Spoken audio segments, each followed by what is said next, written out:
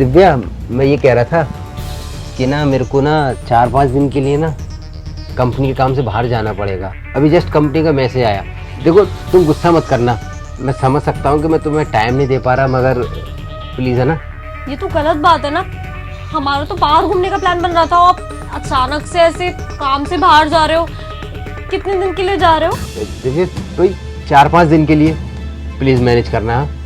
Sorry, मेरे को अभी निकलना पड़ेगा, मैं कपड़े पैक करता हूँ। कोई बात नहीं, आप आराम से खा पी कर जाइएगा, मैं कुछ खाने के लिए बना देती हूँ। नहीं नहीं, तुम परेशान मत हो, तुम आराम करो, है ना, मैं चलता हूँ।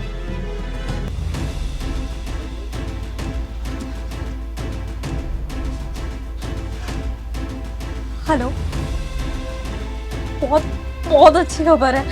मेरे पति का ना अचानक से कोई मीटिंग आ गई है ऑफिस की तरफ से, और वो 4-5 दिन के लिए बाहर जा रहा है। घर पे कोई भी नहीं होगा, तो आधे घंटे में वो यहाँ से चला जाएगा, पौन घंटे में तुम यहाँ आ जाओ। ठीक है, मैं मेक श्योर करती हूँ कि वो यहाँ से चला जाए, उसके बाद मैं तुम्हें मैसेज करूँगी, तुम जल्दी से आ जाना। ठीक है। है तुम्हारा पति?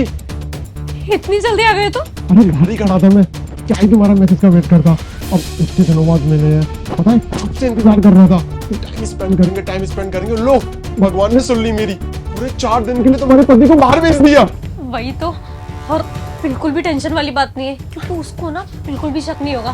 बेवकूफ बना के रखा हुआ है मैंने उसे, उसको ऐसा फील कराती हूँ कि वो मुझे टाइम नहीं देता, और मैं उससे इस बात पे गुस्सा हूँ।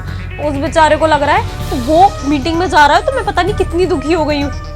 कोई प्रॉब्लम नहीं होगी। याद है ना कॉलेज में अपना कपल कितना फेमस था, पर वही है, हमारी शादी नहीं हो पाई क्योंकि मेरी कहीं जॉब ही नहीं लग पाई। पर तुम भी कितनी अच्छी हो, शादी होने के बाद भी मुझे मिलने के लिए बुला लेती हो। अब तो तुम्हारा पति 4-5 दिन के लिए बाहर गया है, खूब एंजॉय करेंगे, यहीं रहूंगा मैं तुम्हारे पास। बिल्कुल, और अब मैं तुम्हें कहीं जाने भी नहीं दूंगी। तो फिर कपड़े भी लेते हुए आते, यही चाहते थे ना तुम? दिव्या, तुम तो कह रही तुम्हारा पति 4-5 दिन के लिए टूर के लिए बाहर गया है, पर ये यहाँ पे कैसे आ गया अचानक से? गए तो ये बाहर ही थे, मुझे नहीं पता वापस कैसे आ गए। क्या हुआ, घबरा क्यों रहे हो? तुम तो यही चाहती थी ना दिव्या कि मैं बाहर चला जाऊं ताकि तुम्हारा ये आशिक आ जाए। तो मैं तुम्हें बता दूं कि मैं किसी कंपनी के काम से नहीं गया था। मैंने शीशे में सब देख लिया था कि तुम इससे बातें कर रही थी, इसीलिए मैंने एक प्लान बनाया कि क्यों ना मैं कंपनी का बहाना देकर मैं बाहर जाऊं ताकि मैं तुम दोनों को रगे हाथ पकड़ सकूं। मगर मुझे तुमसे ये उम्मीद नहीं थी दिव्या, तुमने मुझसे शादी करी। मैं सोचता था कि तुम मुझसे इतना प्यार करती हो, मगर ऐसा हुआ नहीं। तुम तो एक्स्ट्रा अफेयर चला रही थी।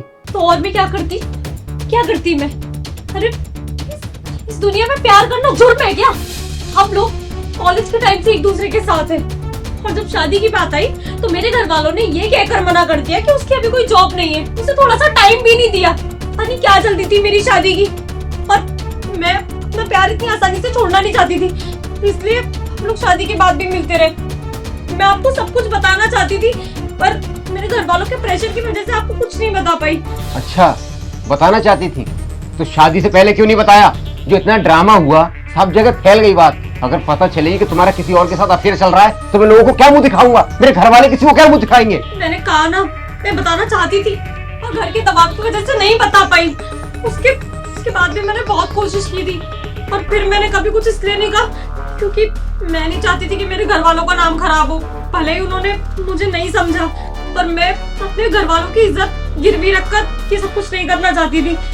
मुझे प्लीज माफ कर दीजिए। नहीं दिव्या, माफ तो मैं तुम्हें नहीं करूंगा। तुमने आज ये हरकत करी है, ना जाने मेरे पीठ पीछे कितनी बार करोगी।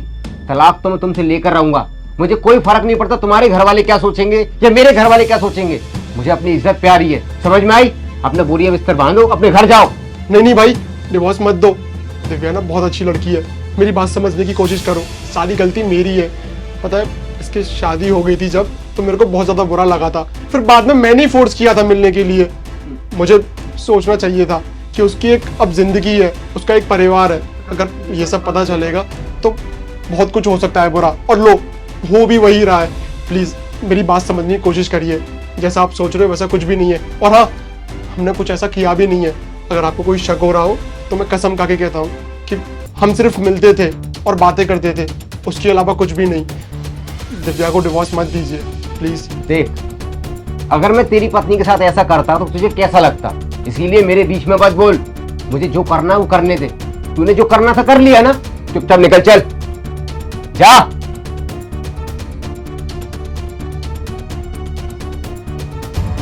तुम्हें देख लूंगा, कोर्ट में मिलूंगा मैं तुम्हें। अब जाओ तुम।